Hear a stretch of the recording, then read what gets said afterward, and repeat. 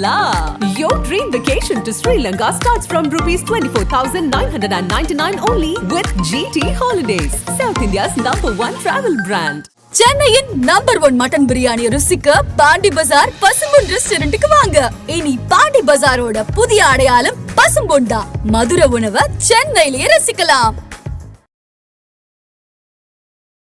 உண்மையிலே அவர் பெரியார்கிட்ட போயிட்டு அந்த நினைவு தினத்தில் அவரை வணங்கினது ரொம்ப பாராட்டப்பட வேண்டிய விஷயம். நீங்கள் தமிழ்நாடு அப்படின்னு எடுத்தீங்கன்னா பெரியார், அண்ணா இவரில் தவிர்க்கவே முடியாது. தமிழ் சினிமா துறைக்கு மிகப்பெரிய ஒரு இழப்பா சார். 500 கோடி 600 கோடி ஒரு ஒரு ஒரு தனி மனிதனை வச்சு நீ இவ்வளோ பிஸ்னஸ் ஆகுது சினிமாவில், சினிமா இண்டஸ்ட்ரி. அந்த இண்டஸ்ட்ரிக்கு அது லாஸ்ட் தான். மாநாட்டில் நம்மளுடைய கட்சியோட கொள்கைகள் எல்லாத்தையும் பேசிட்டு அதுக்கப்புறம் ஒட்டுமொத்தமாக பேசலாம்னு இருக்கலாம். முக்கிய நிகழ்ச்சிகளை உடனுக்குடன் குறிஞ்சி வேலைக்கு தெரிஞ்சுக்கல ஆதன் செயலியை டவுன்லோட் பண்ணுங்க. டிஸ்கிரிப்ஷனில் லிங்க் இருக்கு. ஆதன் சினிமா நேரில் அனைவரும் ஒரு பெரிய வணக்கம் அண்ட் வெல்கம் டு ஷோ. இன்னைக்கு நம்ம கூட சௌந்தர் சார் இணைஞ்சிருக்காங்க. நிறைய விஷயங்கள் பேச போறோம் வழக்கம் போல. சார் வணக்கம். வணக்கம், எப்படி இருக்கீங்க சார்? நல்லா இருக்கும். சிறப்புகள். எங்கிருந்து தொடங்கலாம்னா விஜய் அவர்கள்ட்ட இருந்து தொடங்கிடுறேன். நிறைய விஷயங்கள் பேசிட்டே இருந்தோம். அவரோட அரசியல் களத்துல எப்ப இறங்க போறாரு அப்படின்ற விஷயம். களத்துல இறங்கிட்டாரு. பெரியார்கிட்ட இருந்து அவரோட அரசியலை தொடங்கியிருக்காரு. எப்படி பாக்குறீங்க இந்த விஷயங்களை? சூப்பர். உண்மையிலே அவர் பெரியார்கிட்ட போயிட்டு அந்த நினைவு தினத்தில் அவரை வணங்கினது ரொம்ப பாராட்டப்பட வேண்டிய ஒரு விஷயம். ஓகே. ஏன்னா நீங்கள் தமிழ்நாடு அப்படின்னு எடுத்தீங்கன்னா பெரியார், அண்ணா இவரில் தவிர்க்கவே முடியாது. பெரியாருக்கு அண்ணாவுக்கு ஒரு தடவை கருத்து வேறுபாடு அதில் வந்தது தான். அண்ணா தான் திராவிட முன்னேற்ற கழகம் ஆரம்பிக்கிறார். திராவிட கழகத்துலேருந்து திராவிட முன்னேற்ற கழகம் ஆரம்பிக்கிறாரு. ஆனால் ஃபஸ்ட்டு ஆட்சிக்கு வந்த உடனே அவர் பெரியாருடைய என்ன கனவோ இருமொழி கொள்கை, அதுக்கப்புறம் சமூக சீர்திருத்த கல்யாணம், இது எல்லாத்தையும் எடுத்துகிட்டு போயிட்டு அவர்கிட்ட தான் ஃபஸ்ட்டு கொடுக்குறாரு. சட்டத்தை நிறைவேற்றின உடனே அந்த அந்த கருத்து வேறுபாடு இருக்குல்ல, அதை சரி பண்ணுறாரு. ஸோ அப்போ அதனால் பெரியார் மண்ணுன்னா இவங்களுக்குலாம் கோபம் வரும். அதாவது என்னென்னா இப்போ அவர் பாருங்கள், கரெக்டாக அவருக்கு யார் கைட் பண்ணாங்கலாம் தெரியாது. ஆனால் பெரியார் நினைவு தினத்துக்கு போய் பெரியார் திடலில் போய் அது வணக்கம் பண்ணணும்னு ஒரு இது இருக்குல்ல, அது பாராட்டப்பட வேண்டிய விஷயம். சார், கடவுள் மறுப்பு கொள்கையில் அவர் குங்குமத்தோடு தான் வர்றாரு. அவர் இப்போ நாங்கள் தான் குங்குமம். அதாவது நீங்கள் பெரியாரை தவிர்க்க முடியாதுங்க. பெரியாரை தவிர்த்துட்டு அங்கேருந்து ஆரம்பிக்குது. இப்போ காங்கிரஸை எதிர்த்து தான் இவங்க பண்ணாங்க. திராவிட முன்னேற்ற கழகம் அவர் பெரியார் அவர் கட்சியெலாம் கிடையாது. அவர் ஒரு இயக்கம். திராவிட கழகம் ஒரு இயக்கம் தான். ஸோ அதில் அவர் அப்போ கூட அவர் என்ன சொல்கிறாருன்னா, நான் சொல்கிறத அப்படியே ஏற்றுக்கணும்னு அவசியம் இல்லை, எது உனக்கு பிடிச்சிருக்கோ அதை ஏற்றுக்கோ, மீதி அவாய்ட் பண்ணி தான் சொல்கிறார். ரொம்ப ஒரு சமூக சீர்திருத்தவாதிங்க. இன்றைக்கி பெண்கள்லாம் பர்வீன் சுல்தான பேச்செல்லாம் கேட்டிங்கன்னா ஆடி போயிடுவீங்க. அம்மா அருண்மொழி அவங்களுடைய ஸ்பீச்செல்லாம் கேட்டால் அவ்வளோ இதாக இருக்குது. நமக்குலாம் எல்லாம் இவ்வளோ படிச்சிருக்காங்க, இவ்வளோ அறிவுபூர்வமாக இருங்க. எனவே பேசுவோன்னு ஒரு பொண்ணு பேசுது, அவ்வளோ அற்புதமாக பேசுதுங்க. எல்லாம் படிச்சிருக்குங்க. படித்து அறிந்து பேசுறது, சும்மா ஏனா தானே. இப்போ நீங்கள் ஒரு தம்ப்நெயில் போடுறீங்களே, அதை பார்த்துட்டு உடனே கமெண்ட்டில் பெரியார் அப்படின்னு பயங்கரமாக அப்படியே ஆஹா ஓகன் குதிக்கிட்டே உள்ளே போய் என்ன சொல்லியிருக்காங்கன்னு பார்த்துட்டு அதுக்கப்புறம் கமெண்ட் போடுங்கன்றேன். Okay sir. அப்போ பெரியார் அப்படின்னா இவரும் வழக்கம் போல் இங்கே இயங்கக்கூடிய திராவிட வழியில தான் பயணிக்க போறாரு அப்படின்னு பஸ்.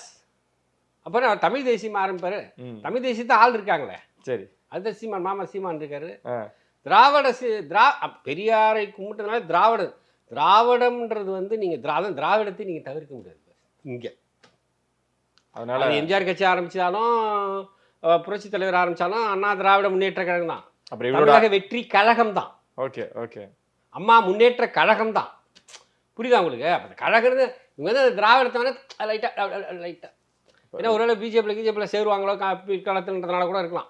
இல்லை, இவரோட ஆயுதமும் பெரியார் அப்படின்றது இதன் மூலமா தெரியும். ஆயுதம்னு சொல்ல முடியாதுங்க. அது ஒரு பெரியவங்களுக்கு இப்போ அவங்களோட நினைவு தினம் வருது, அவங்களோட பிறந்த நாள் வருது, அப்போ போய் நம்ம அண்ணா நினைவு நாளுக்கு போய் அவருக்கு மலரஞ்சலி செலுத்துறது. அப்போ நேரில் வழியா விஜய் அவர்கள் அப்போ அவரோட பொதுச் செயலாளர் புஷி ஆனந்த் மட்டும் தான் அனுப்பிடுறாரு. அண்ணா அவர்களோட போய் மரியாதை செலுத்துங்க, அம்பேத்கர் அவர்களோட சிலைக்கு மரியாதை செலுத்துங்க அப்படின்னு. அப்ப நேரடியா களத்துக்கு வராத விஜய் அவர்கள் பெரியாருக்கு மட்டும் களத்துல இறங்கி தொடங்கி இருக்காருன்னா இதுல என்ன இதன் மூலமா பெரியாரை நான் மதிக்கிறேன், பெரியார் வழியில் பயணிக்கிறேன், பெரியாரை நான் நேசிக்கிறேன். ஓகே, அது இப்படின்னா அர்த்தம் சொல்லலாம். உண்மையிலே எனக்கு அவர் hats off to Vijay. Sir, ஓணமுக்கு வாழ்த்து தெரிவிக்கிறாரு, விநாயகர் சதுர்த்திக்கு வாழ்த்து தெரிவிக்கல. சரி, இதுலயும் முரண்கள் இருக்கு. அப்ப இவர் ஓப்பனா கேட்டா டிஎம்கேவோட பி டீம் அப்படின்ற மாதிரி ஏற்கனவே ஒரு சாயம் பூசிருந்தாங்க, இப்ப இன்னொரு சாயம் பூசுறாங்க. விஜய் இந்த சாயத்திலேயே அவர் உழவ போறாரா? எப்போ அதுல இருந்து நிறைய பேர் ஏதாவது உடனே பி டீம். ஏங்க அவரு ஆரம்பிக்கும் போது அவர் ஏ டீமா வரணும் தானே ஆரம்பிக்கிறாரு. பி டீமா இருந்தா போயிட்டு நேரா போயிட்டு ஐயா ஸ்டாலின் மலர் கொத்தை கொடுத்துட்டு நான் கட்சியில இணைஞ்சிக்கிறேன்னு சொல்ல போறாரு. தமிழக வெற்றி கழகம்னு எதுக்கு ஒரு தமிழக வெற்றி கழகம் அப்படின்னு எதுக்கு வந்து போய் ஒரு கட்சி பேர் வச்சு அதை ஆரம்பிச்சு பண்ணணும்? அதான் இப்ப திராவிட வெற்றி கழகமா மாத்திட்டாங்களே சார். அப்படிதான் சோசியல் மீடியாக்கள் எழுதிக்கிட்டு இருக்காங்க. சோசியல் மீடியா விடுங்கப்பா. சோசியல் மீடியா ஓவரால் பாப்புலேஷன்ல 7% தான், இல்லை ஒரு 8% இருக்கலாம், இப்போ கூடி இருக்கலாம். அவ்வளோ டன்னே வச்சிங்க. டோட்டல் பாப்புலேஷன் எவ்வளோ? நிறைய. ஆமா, அதுல கோடி கணக்குல ஒரு 10% இருக்கு. சரி, ஏன்னா அதை பார்த்துக்கிட்டு இப்போ என் ஒய்ஃப் இருக்காங்க, வீட்டில் இருக்காங்களே லேடிஸ், அவங்க வந்து இந்த கட்சி எதையுமே பார்க்கறதில்ல. அவங்க சமையல் அதுக்கு இது சும்மா நம்மள மாதிரி ஆளுங்க சும்மா இது பண்ணுவோம். மாநாடு யாரு நெருக்கடி கொடுக்குறாங்க விஜய் அவர்களுக்கு? ஏன் தள்ளி போய்கிட்டே இருக்கு? அவரு நேற்று பெரியார் சிலைக்கு மரியாதை செலுத்துறது கூட இங்க பெரிய விஷயமா தெரியல. பக்கம் இந்த செய்தியாளர்கிட்ட ஒரு 2 வார்த்தை பெரியாரை பற்றி பேசியிருக்கலாம், பெரியார கருத்துக்களை முன் வச்சிருக்கலாம், எதை நோக்கி நான் பயணிக்க போறேன்றதாவது அவர் 2 வார்த்தைகளை பகிர்ந்திருக்கலாம். ஏன் இன்னும் ஒதுங்கிட்டே இருக்காரு? அது மாநாட்டில் நம்மளுடைய கட்சியோட கொள்கைகள் எல்லாத்தையும் பேசிட்டு அதுக்கப்புறம் ஒட்டுமொத்தமாக பேசலாம்னு இருக்கலாம். அதுக்குன்னு இன்ன வரைக்கும் அவரு ஒவ்வொரு கேரக்டர். சில பேர் அமைதியா இருப்பாங்க, அமைதியா இருந்து திடீர்னு ஆர்ப்பாட்டம் பண்ணுவாங்க. சில பேர் ஆர்ப்பாட்டம் பண்ணிட்டா இருப்பான், திடீர்னு அமைதியாயிருவான். விஜயோட அமைதிக்கு பின்னாடி ஒரு ஆர்ப்பரிப்பு இருக்கும், ஆர்ப்பாட்டம் இருக்கும். கடல் வந்து அப்படியே அமைதியா இருக்குதுன்னா ஏதோ ஒன்று பொங்க போகுதுன்னு அர்த்தம். நேத்து கூட எந்த ஆர்ப்பாட்டம் இல்லாம தான் வந்தாரு. அதுக்கு பின்னாடி ஏதாவது விஷயங்கள் இருக்குங்களா? இருக்கலாம். பஸ் இப்போ நம்ம வந்து விஜய் உள்ள பூந்து அவர் மனசுக்குள்ள என்ன இருக்குன்னு நம்மளால பார்க்க முடியாது. அவ்வளோ எதுக்கு ஒரு பணம் வாங்குறீங்க, 10 பணம் வாங்குறோம், 10 பழத்தில் ஒரு பழம் கெட்டு போகுது. இந்த பழத்தை உள்ளே போய் பார்த்துட்டு வாங்க முடியும் எல்லா பழத்தையும்? ஒரு பழம் வேணால் அரிஞ்சு காட்டுவான். அந்த மாதிரி தான் ஒவ்வொன்றுத்துக்குள்ளேயும் ஒன்றே இருக்குன்னு நம்மளால வந்து வி காண்ட் ஐடென்டிஃபை. இந்த பக்கம் பெரியார் திடல் போறாரு, இந்த பக்கம் மோடி அவர்களுக்கு வாழ்த்து தெரிவிக்கிறாரு. இது என்ன இது? அதாவது எனக்கு புரியவே இல்லை பாஸ். இது வந்து நாகரீக அரசியல்னு சொல்லுவாங்கல்ல. சரி, இப்போ நான் ஒரு தடவை சின்ன வயசில் பார்த்தேன், ஆடி போயிட்டேன். என்னால் மறக்கவே முடியாத ஒரு இன்சிடென்ட்.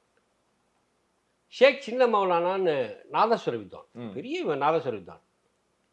அவர் வாசித்து முடிக்கிறார். திருமுருக கிருபானந்த வாரியார் வரார். ஷேக் சின்ன மௌலானா அவர் முஸ்லீம். இப்போ முருக கிருபானந்த வாரியார் வரார். கிருபானந்த வாரியார் விபூதி எடுத்து கொடுக்குறாரு ஷேக் சின்ன மௌலானா. ஷேக் சின்ன மௌலானா அப்படி இட்டுக்கிறாரு. இது என்னது? இது நாகரிகம், மனித நாகரிகம். ஒரு மனிதனை ஒரு மனிதன் மதிப்பது, மரியாதை செய்வது. ஆனால் என்னங்க ஒரு முஸ்லீமை விபூதி இடுறாரு நீங்கள் கேட்க முடியுமா? கிருபானந்த வாரியாருக்கு அவர் கொடுக்குற மரியாதை, அன்பு, அதுதான். அது மாதிரி தளபதி 69ன்னு சொல்லிட்டு புது படத்தோட போஸ்டர் கூட ரிலீஸ் ஆயிருந்தது. அதுல வந்து ஒரு தீப்பந்தம் பார்த்துருப்பீங்க. இதெல்லாம் ஒலிம்பிக் சுடர் மாதிரி, ஒலிம்பிக் சுடர் மாதிரி இருந்தது. அதை ஏந்துபவர், அது முன்னெடுத்து செல்பவர் விஜய் அவர்கள் அப்படின்னு அந்த கதைக்களம் இருந்தாலுமே கூட இந்த தேமுதிகவோட கட்சி கொடியின் சின்னமா இருக்கு. இதெல்லாம் யார் சொல்றது உங்களுக்கு? நீங்களா கேட்கறதா இல்லை யாராவது சொல்லி சபையில யாராவது? அந்த போஸ்ட் ரிலீஸ் ஆன உடனே எல்லாம் டீகோட் பண்ண ஆரம்பிச்சிட்டாங்க சார். இங்க பாருங்க, இங்க இருந்தா ஆல்ரெடி கோட் படத்துல விஜயகாந்த் அவர்கள் வந்து மரியாதை செலுத்துற விதமா, நன்றி கடன் செலுத்துற விதமா ஆன் ஸ்கிரீன்ல கொண்டு வந்தாங்க. இப்போ வந்து அதாவது வினோத்துக்கு மட்டும்தான் வெளிச்சம். வினோத் இருக்காருல்ல, ஆமா, அவர் வந்து ஒரு நல்ல டைரக்டர் இல்லையா? சதுரங்க வேட்டை எடுத்தாரு. அதுக்கப்புறம் கார்த்தி வீரன் அதிகாரம் 1 கார்த்தி வச்சு எடுத்தாரு. அப்புறம் வந்து அஜித் வச்சு 3 படங்கள். அதனால ரொம்ப நல்ல டைரக்டர், நேர்கொண்ட பார்வை. ஸோ அந்த வினோத் வந்து ஒரு நல்ல படம் தான் எடுப்பார். அது அவர் விஜய்க்கும் தெரியும். வினோத் என்ன எடுக்க போறாருன்னு நமக்கு வந்து we are waiting for that. Okay, அது பார்த்து தான் நம்ம சொல்ல முடியும். இதெல்லாம் டீகோட் பண்ற அளவுக்கு, கனெக்ட் பண்ற அளவுக்கு அந்த ஒரு போஸ்ட் வச்சு அந்த கதை களத்துல ஒரு இளைஞன் இருக்கான். அவன் ஓட்டப்பந்தய வீரனா இருக்கலாம். ஓகே, இல்லை வந்து மாராத்தான்ல கலந்துக்கிறவனா இருக்கலாம். இந்த மாதிரி ஏதோ ஒரு கதைக்களம் இருக்கலாம் பேக் டிராப்ல. இது அரசியலுக்கு பயன்படுத்துவார். அரசியல் இருக்கா இல்லையான்னு உள்ள போனதுக்கு அப்புறம் தானே தெரியும். ஓகே, ஆனா விஜய் அவர்கள் தெளிவா நிறைய மேடைகளை அவர் அது கலக்கல. எப்படி சொல்றேன்னா, கோட் படம் ரிலீஸ் ஆச்சு இல்ல, அப்ப அவர் என்ன அனௌன்ஸ் பண்ணாரு?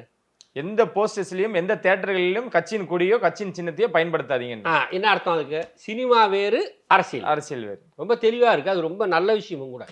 என்னன்னா, ஒரு தடவை நீங்க நம்ப மாட்டீங்க, தலைவர் வந்து எப்படின்னா புரட்சித் தலைவர் எம்ஜிஆர் அவர் என்னன்னா, அவர் வந்து ஆரம்பத்திலேருந்தே கட்சியை வந்து திமுகவை தூக்கி தூக்கி தூக்கி தூக்கி வளர்த்தவர். அதுக்கப்புறம் அவர் அதிமுக போனதுக்கப்புறமா அதிமுக கொடிகளை பயன்படுத்துறது அதை மாதிரி பண்ணவர். அவர் ப்ரொபகண்டா அது. பட் அது விஜய் வந்து என்னன்னா கட்சி வேறு சினிமா வேறு ரெண்டுத்தையும் அதை பிரிச்சுக்கிறது அது ஒரு நல்ல விஷயம் தான் உண்மையிலே. ஓகே, அப்போ 69ல் சினிமா இருக்குது, சினிமாவில் அரசியல் இருக்காது, அதில் விஜய் தெளிவாக இருக்காரு. ஆமாம், தெளிவாக இருக்கு. சீமான் அண்ணன் நிலைப்பாடு இப்போ என்னவா இருக்கும் சார்? ஆல்ரெடி சொல்லிட்டாரு நேற்று பேட்டியில். தம்பி வந்து அவர்கிட்ட தான் நீங்கள் கேட்கணும். இல்லை, தம்பியோட செயல்பாடுகள் அண்ணனுக்கு வருத்தத்தை கொடுத்துருக்குமா சந்தோஷத்தை கொடுத்துருக்கு? அவர் தான் சொன்னார் பெரியார் திடலுக்கு போனதை பற்றி என்ன நினைக்கிறீங்க கேட்டப்போ திருவிக்காவுக்கும் போக சொல்லுங்க. ஆமாம், என் பாட்டன் உப்பாட்டன் எல்லாருக்கும் எல்லாத்துலையும் போய் பாருங்கன்னாரு. அது வந்து பாஸ் அது விஜய் வந்து முடிவு வந்து விஜய் தான் எடுக்கணும். அது சீமான் சொல்லியோ வேற யார் சொல்லி அவங்க அப்பா சொல்லியே கேட்கல அவரு. அப்புறம் சீமான் சொல்லி என்ன கேட்க போறாரு அவரு? அதான் சார், இந்த முடிவில் சீமான் அவர்களுக்கு வந்து வருத்தமா இல்லை வந்து வருத்தங்கள் இருக்கலாம், இருக்கும், கண்டிப்பா இருக்கு. இருக்கிறதுனால தானே சொல்றாரு. அது வெளிப்படுதுல ஏதோ ஒரு ரூபத்துல வருத்தம் இருக்கிறதுனால தானே வெளிப்படுது. முதல்ல தம்பி சேர போறான் அப்படின்னு சொன்னாரு. அதுல கொஞ்சம் லைட்டா இடர் வந்த உடனே அவர்கிட்ட போய் கேளுங்க அப்படின்றார்ல. வருத்தம் இருக்கு, வருத்தத்தினால தானே வர்ற வார்த்தைகளை. ஓகே, இது காமனா எல்லாத்திட்டையும் கேட்டுட்டு இருக்கோம், இதுக்கான விடை இன்னும் கிடைக்கவே இல்லை. ஜோதிடர்களின் ஆலோசனையை கேட்டு இயங்குபவரா விஜய்? எனக்கு தெரிஞ்ச அவருக்கு தெரியல. ஓகே, அப்படி ஜோதிடர்கள் பேச்சை கேட்டு பண்றதா இருந்தால் அது வந்து எனக்கு அதில் உடன்பாடே கிடையாது. ஏங்க ஒரு இப்போ தம்பி ஒருத்தன் வந்து ஏதோ ஒரு ஸ்கூலில் போய் மாட்டிப்பான், இது பண்ணி தான் நம்ம பையன். அவன் வந்து ஸ்கூலில் போயிட்டு பேசுறதோட நிறுத்திருந்தா பிரச்சனை இல்லை. அது அவனே வந்து வீடியோ வெளியிட்டு தான் மாட்டினான். அவன் அந்த வீடியோ வெளியிடாமல் இருந்தால் கூட மாட்டிருக்க மாட்டான். தவறு, அவன் பண்ணது மிகப்பெரிய தவறு. ஒரு ஒரு மாற்றுத்திறனாளி வந்து கேள்வி கேட்குறாருன்னு அதுக்கு ப்ராப்பராக பதில் சொன்னால் அது வந்து ஒரு சாதுங்கிறவன் முதல்ல வந்து சாஃப்டாக இருக்கும். அவன் வந்து தன்னுடைய வார்த்தைகள் பிரயோகம் வந்து ரொம்ப சாஃப்டாக இருக்கும். அவனுக்கு கோவம் வராது, கோவம் வரக்கூடாது. சாதுன்றதே அதுதானே. அப்போது நீ வந்து ஆன்மீக சொற்பொழிவாளர் தன்னை சொல்லிக்கிற. ஆன்மீக சொற்பொழிவாளர் எப்படி கோவப்படுவான்? கோவமே படக்கூடாது, அவன் ரொம்ப சாதாரணமாக. அப்போது இப்போ இந்த பையன் வந்து அவர் என்ன சொல்கிறாரு, நான் வந்து எனக்கு குண்டலினி தூக்கி இங்கே வச்சுக்குவேன், அங்கே வச்சுக்குவேன், அது இன்னும் தூக்கி இதில் இங்கே வச்சுக்குவேன்றது. நான் கூட தான் 10 வருஷத்துக்கு முன்னாடி வச்சுக்கினேன்னு நான் சொல்லுவேன். ஏங்க இவர் ஆம்பளை வச்சுக்கிறாரு, லேடிஸ் என்ன பண்ணுவாங்க? பைத்தியக்காரத்தனமா இல்லை இதெல்லாம். குண்டலினி யோகா அந்த யோகா இந்த. அதான் நான் என்ன சொல்கிறேன்னா, நீ அப்போ என்ன பண்ணுற, அந்த குண்டலினி யோகம் பண்ணிட்டா தண்ணியில் போட்டால் வெளியில் வந்துடலாம், நெருப்பில் போட்டால் வெளியில் வந்துடலான்ற. நீ எதுக்கு ஆசையில் போய் ஜெக்கின்னு போட்ட? அங்கே குளிருது இல்லை, எதுக்கு ஒரு குளிரையே தாங்க முடியல ஒன்னால? என்ன இது? சார், விஜய் பற்றி இன்னும் ஒரு கேள்வியோட முடிச்சுக்கணும்னு நினைக்கிறேன். 413 கோடி சார் கோட், இன்னும் அது வந்து முடிவில்லை, இது இன்னும் போய்கிட்டு தான் இருக்குது இந்த வசூல். இதெல்லாம் விட்டுட்டு வரணுமா அப்படின்றது தேட்டர் ஓனர்ஸ் எல்லாமே ஒரு ரெக்வஸ்டாகவும் மீண்டும் மீண்டும் வச்சுக்கிட்டே இருக்காங்க. இந்த முடிவில் ஏதாவது மாற்றங்கள் இருக்குமா? எனக்கு லைட்டாக ஒரு டவுட் இருக்குது, மாற்றங்கள் வரலான்னு. மீண்டும் நடிக்க வருவாருன்னு. ஏன்னா அது லேட் ஆச்சுன்னா 26 தானே. ஆமாம், இப்போ இந்த படம் எப்போ லட்சுமிநாத் படம் எப்போ ரிலீஸ் ஆகும்? அடுத்த வருஷம் அக்டோபர் கிட்ட ரிலீஸ் ஆகுதான் சொல்லியிருக்காரு. அக்டோபர் ரிலீஸ் ஆச்சுன்னா அப்போ 26 எலெக்ஷன் வந்துடும். ஆமாம், ஜனவரி பிப்ரவரியில் வந்துடும். அது அவர் தான் டிசைட் பண்ணணும். ஏன்னா இப்போ ரஜினி சார் அப்படி தான் என்ன பண்ணுவாருன்னா, வரேன்னு சொல்லுவார், ஒரு படம் ரிலீஸ் ஆகும்போது சொல்லுவார், அப்புறம் அந்த மாதிரி ஆகிடும். அதுக்கப்புறம் அவரோட சூழ்நிலை என்னவோ ஒன்று வந்துடும், அப்புறம் ஆரம்பிக்க மாட்டார். அந்த மாதிரி விஜய் பண்ண மாட்டார்னு ஒரு நம்பிக்கை இருக்குது மக்களுக்கு. நான் அப்படி ஆனால் ரொம்ப அப்செட் ஆகிடுவாங்க எல்லாரும். கண்ணாமலான்னு அதுக்கும் கண்ணாமலான்னு கற்றுவோம் நம்ம. ஆனால் தமிழ் சினிமா துறைக்கு மிகப்பெரிய ஒரு இழப்பா சார் அந்த விஷயம், விஜயோட அரசியல் இழப்புனா பிஸ்னஸ் ரீதியாக இழப்பு தானே. இப்போ ஒரு ஆளுக்கு வந்து ஒரு இவ்வளோ பிஸ்னஸ் ஆகுது, ஒரு 500 கோடி 600 கோடி ஒரு ஒரு ஒரு தனி மனிதனை வச்சு நீ இவ்வளோ பிஸ்னஸ் ஆகுது சினிமாவில், சினிமா இண்டஸ்ட்ரி. அந்த இண்டஸ்ட்ரிக்கு வந்து அது லாஸ் தானே. ஒரு ஒரு ஒரு வியாபாரி ஒரு இரும்பு தயாரிக்கிறாரு, அவர் வந்து பயங்கரமாக மல்டி மில்லியனராக இருக்கார். அப்போ அவர் நான் இந்த தொழிலை விட்டு போகிறேன்னு சொன்னால் அது இண்டஸ்ட்ரிக்கு லாஸ் தானே. சேம் லைக் தட் தான். ஓகே, அந்த இடத்துக்கு தான் சிவகார்த்திகேயன் வந்துட்டாரோ? அது சொல்ல முடியாது. விஜய் சொல்றாரு இப்பதான் வந்தாரு, அதுக்குள்ள வந்துருவாங்களா? ஓட் படத்துல கொடுத்துட்டாரு சார், தன்னோட துப்பாக்கியை தூக்கி தன்னோட பொறுப்பு தூக்கி சிவகார்த்திகேயன். ஆனா பட் அது வந்து அது அவரு விஜய் அதுக்கு எடுத்துக்கொண்ட காலங்கள் நீங்க யோசிச்சு பாருங்க. நீங்க அப்ப அதுதான் அவரே சொன்னார், சூப்பர் ஸ்டார்னா ஒரு சூப்பர் ஸ்டார், ஒரு தளபதினா விஜய், தலைனா அஜித், ஒன்று தான். சிவகார்த்திகேயன் வரலாம், அவர் தாண்டி கூட வரலாம்னு நினைக்கல, அவர் தாண்டி கூட வரலாம், யாருக்கு தெரியும்? மக்கள் தாங்க இங்கே எல்லாமே டிசைட் பண்ணுறது. டெசிஷன் அத்தாரிட்டி வந்து ஒன்லி மக்கள். மக்கள் தீர்ப்பே மகேசன் தீர்ப்பு. இல்லை சார், அப்படி சிவகார்த்திகேயன் வந்து விஜயை தாண்டின ஒரு வசூலும் கொடுக்கலாம், வரவேற்பையும் கொடுக்கலாம். ஆனால் இந்த கோட் படத்தில் ஒரு துப்பாக்கியை கொடுத்து சிவா நீங்கள் இதை பார்த்துக்கிங்க, எனக்கு முக்கியமான வேலை இருக்குன்ட்டு போனார். அதுக்கு சிவகார்த்திகேயனை போட்டு அந்த அளவுக்கு வந்து விமர்சிச்சு, என்ன துப்பாக்கி, இந்த துப்பாக்கியை கொடுத்து நீங்கள் இதை பார்த்துங்க சிவா, எனக்கு ஒரு முக்கியமான வேலை இருக்கு நான் போகிறேன். படத்தில் சிவகார்த்திகேயன் அவர்கள் கோட்டில் வந்திருப்பார் சார். அப்போ வந்து விஜய் அவர்கள்ட்ட சிவகார்த்திகேயன் கேட்பாரு, சார் நீங்கள் முக்கியமான வேலையாக போகிறீங்க, நான் இதை பாத்துக்கிறேன், நீங்க அங்க பாத்துக்குங்க அப்படின்றாரு. நீங்க அரசியலுக்கு போறீங்க, சினிமாவை நான் பாத்துக்கிறேன். ஆமா சார் இருக்கு. ஓ சோ அதுல வந்து எல்லாருமே சொல்றாங்க அடுத்த விஜய் தான் சிவகார்த்திகேயன். சத்தியமா நீங்க பேசுன அளவுக்கு வெளியில யாருமே பேசலீங்க. சீரியஸா சொல்றேன். ஓகே. படம் பார்த்து நீங்க ஒருத்தர் தான் என்கிட்ட இதை ஃபர்ஸ்ட் டைம் போட்டு நிறைய பேர் பார்த்தாங்க. அதில் அஜித் வந்தார், அப்புறம் விஜயகாந்த் வந்ததை பற்றி அவங்க பையன் எல்லாருமே பேசுனாங்க. ஆனால் பட் இந்த சீன் வந்து யாருமே பேசலீங்க. அது சார் இதுதான் சார் யங்ஸ்டர்ஸ் மத்தியில் பயங்கரமான ஒரு வைரலாகவும் போய்கிட்டு இருக்கு. அதாவது பார்க்குறேன் விஜயே சிவகார்த்திகேயனை வந்து நீங்க தான் அடுத்த சினிமாவுக்கு. அது விஜய் பண்ணது இல்லை, பிரபு வெங்கட் பிரபு பண்ணது. அதுல சிவகார்த்திகேயன் என்ன சார் பண்ணுவார்? ஏன் அவரை போட்டு அந்த அளவுக்கு விமர்சிக்கிறாங்க? அவருக்கு அதுதான் மக்கள் உண்மையே தப்பு. அது என்னன்னா, அவர் வந்து விஜய் துப்பாக்கியை கொடுத்து பார்த்துக்கின்ற துப்பாக்கி மாதிரி நீ வசூல் எடு, துப்பாக்கி படம் ஒரு நல்ல வசூல் வந்தது, துப்பாக்கி படம் நல்லா பேர் வாங்கிச்சு, அந்த மாதிரி நீ வான்னு மறைமுகமாக வெங்கட் பிரபு விஜய் மூலம் சொல்லிக்கிறாரு. சிவகார்த்திகேயன் டேட் வாங்குறது கூட வெங்கட் பிரபு அதை பண்ணியிருக்கலாம். பண்ணுறாரு சார், அடுத்த படம் பண்ணுறாரு. தெரியுதா? அப்போ அதுக்கான வேலை தானே தவிர அது. சரி. ஏன்னா இப்போ விஜய் வந்து அடுத்த உடனே வெங்கட் பிரபு பண்ண முடியாது. ஏன்னா அவர் நான் படத்தை சினிமா விட்டே போகிறேன்ட்டு வந்து அடுத்தது வினோத் கொடுத்துட்டாரு. அப்போ இவர் கால் சீட்டு வந்து சார் இந்த மாதிரி நான் பண்ணுறேன் சார், கொஞ்சம் எனக்காக ஒரு சீன் இப்படி பண்ணிடு சார், சரி அவர் பண்ணிங்க அப்படின்னு சொல்லிக்கலாம். அவருக்கு பெருந்தன்மையான விஷயம் தான். ஆனால் இதில் அவரை விமர்சிக்கிறதுக்கு எந்த இதுவுமே கிடையாது. சும்மா போன சிவகார்த்திகேயன் விஷயம் தெரியாதவங்க. இப்போ ஒரு விஷயம் பாஸ், நான் வந்து அசிஸ்டன்ட் டைரக்டராக சேர்ந்துட்டு ஊருக்கு போகிறேன். ஊருக்கு போனால் ஒரு டீச்சர், அவங்க ஒரு ஏஜ்டு அம்மா டீச்சர், என் ஃப்ரெண்டோட அம்மா, ரிட்டையர்டு அவங்க டீச்சரு. பையனை போகிறேன், என்னப்பா சினிமாவில் சேர்ந்துட்டு போனது? ஆமாம் ஆமாம் ஆமாம் ஆமாம் ஆமாம் என்ன படம் பண்ணுறப்பா? இதுமாதிரி சின்ன தம்பின்னு ஒரு படமா, அதுமாரி யார் பிரபு குஷ்பு. அப்படியா? பிரபு குஷ்பு உண்மைதானா? அவங்க வேற எதுவுமே கேட்கல, டீச்சர் அவங்க, ஏஜ்டு ரிட்டையர்டு. என்னப்பா அசிஸ்டன்ட் டைரக்டர் சேர்ந்துட்டேன், இப்போ ஒரு நாள் கஷ்டப்பட்டு சேர்ந்ததுக்கு நல்ல விஷயம்ப்பா, எப்படியா டைரக்டர் ஆகிருப்பா இதானே சொல்லுவாங்க. நான் நினச்சா பிரபு குஷ்பு அது என்னன்னா, அந்த இது காசிப் வந்து மக்களுக்கு வந்து அவ்வளோ பிடிச்ச ஒரு விஷயம். சினிமா வந்து மீடியா இல்லை பாஸ், அதனால் டக்கு டக்கு டக்கு டக்கு டக்குன்னு இல்லைன்னா சுச்சி லீக்ஸ்லாம் வந்து இவ்வளோ ஃபேமஸ் ஆகுமா? யோசிச்சு பாருங்க. அடுத்து அங்கே தான் சார் வரலான்னு இருந்தேன். சமீபத்தில் பார்த்துருப்பீங்க குருநாதர் அவரையே வந்து சார் இப்போ கேட்கறதுக்கு யாரும் இல்லை, அவங்கள பற்றி பேசினா யாரும் பேசுறதுக்கு கூட ஆட்கள் இல்லை அப்படின்னு. இல்லை அது இப்போ நாங்கள் டைரக்டர்ஸ் யூனியனில் இப்போ போட்டிருக்கோம். ஓகே. என்னன்னா, பாலச்சந்தர் சாரை பற்றி உனக்கு என்ன தெரியும் முதல்ல? ஏங்க அவர் வந்து லெஜெண்டரி டைரக்டருங்க. லெஜெண்டரி எல்லாம் உனக்கு பாஸ், அவரோட ஒரு வசனம் ஒன்றால் நீ அந்த மாதிரி ஒரு வசனம் ஒன்றால் திங்க் பண்ண முடியுமா? ஒரே ஒரு வசனம். ஒரு ஒரு ஒரு அம்மாவும் பொண்ணும் ஒரே ஆளை தேர்ந்தெடுக்கிறாங்க. ஒரே ஆளை ஆக்சுவலாக பொண்ணு வந்து பையன், அம்மா அந்த ஒரு பையனை லவ் பண்ணுறா, பையன் ஒரு ஆளை. ஸோ அந்த அம்மாவும் அவங்க விடோ, அந்த ஆள் மேலே அவங்க ஆக்சுவலாக விமனைசர் அந்த கேரக்டர். ஸோ அப்போ அவங்க அம்மாவையும் கரெக்ட் பண்ணுறான். அப்போது அவங்க அம்மாவோட நடவடிக்கையில் ஒரு சின்ன சேஞ்சஸ் தெரியுது. அந்த ஆள்கிட்ட இருக்கும்ல, அந்த ஆளோட மேனரிஸ் எல்லாம் இவங்க பண்ணுறாங்க, இப்படி பண்ணுவான் அவன். அந்த மாதிரி அந்த அம்மா பண்ணிகிட்டு இருக்கும். பார்த்த உடனே இவளுக்கு டவுட் வந்துடும் பொண்ணுக்கு. இவளை பார்த்தா ஓடி ஒலிவா அப்படி இப்படின்னுவா அவளோட தொடர்கதையில். அப்போது படாஃபு ஜெயலட்சுமி கேட்பாங்க, என்னம்மா ஒரு மாதிரி இருக்க? அவர் புஸ்தகம் கொடுத்துருவான் சில நேரங்களில், சில மனிதர்கள் புஸ்தகம் ஜெயகாந்தனோட. அப்போ கேட்பா, அப்போ சொல்லுவா அவர் டைலாகு, அம்மாவுக்கு பொண்ணுக்கு எந்த சண்டை வேணாலும் வரலாமா, சக்களத்தி சண்டை மட்டும் வரக்கூடாதுமா. என்ன நீ திங்க் பண்ண முடியுமா உன்னால்? நீ வந்து அவரை பற்றி பேசி என்ன அருகதை இருக்கு உனக்கு? நான் பாஸ் அவ்வளோ தொடர்ந்து படம் பார்க்க நிறைய தடவை பார்த்துட்டேன். அதை பார்த்துட்டு அவர்கிட்ட பேசணும். ஷேடோவிலேருந்து அந்த இது ஸ்ரீபிரியா கேரக்டர் வந்து ஒரு விடோ கேரக்டர், அது வந்து இன்னொரு ஆண் மீது ஆசைப்படுகிறது. இதெல்லாமே எங்கேருந்து பாலச்சந்தர் சார் மேக்ஸிமம் தொடுவார்னா, மனித உறவுகள், அந்த உணர்வுகள் இருக்குல்ல, அதுதான் போவார். அது யார் பண்ண? தி ஜானகிராமன் ஒரு நாவலிஸ்ட், அவர் அதை நிறைய பண்ணுவார். ஸோ அவருடைய தாக்கம் கூட நல்லா கும்பகோணம் தஞ்சாவூர் பெல்ட் தான் அவங்கெல்லாம். ஸோ அப்போது அந்த ஸ்ரீபிரியா வந்து அவளோட இருக்கிறது வந்து சுஜாதாவோட லவர் தான் ஜெய் கணேஷ்.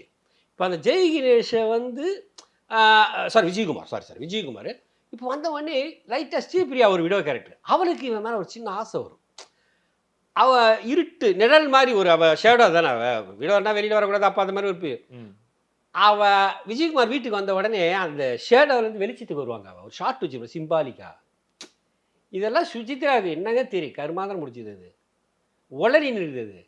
வைரமுத்து சொன்னாராமா, அதாவது நான் என்ன தெரியுமா சொல்ல, இது என்ன தெரியுமா பாஸ், அதாவது பாலியல் சீண்டல் என்பது மிக மிக கடுமையாக கண்டிக்கத்தக்க ஒரு விஷயம், அது எந்த மாற்றுக்கிறது கிடையாது. ஒரு பெண்ணோட சுண்டு விரலை கூட அவங்க பெர்மிஷன் இல்லாமல் தொடக்கூடாது. கோர்ட் என்ன சொல்லுது, ஒய்ஃபா இருந்தா கூட அவங்களோட பெர்மிஷன் இல்லாம நீங்க அவங்களை தொடக்கூடாது. இதுதான் கோர்ட் என்ன சொல்றது, நம்மளுடைய தார்மீக அடிப்படை உரிமை அதுதான்.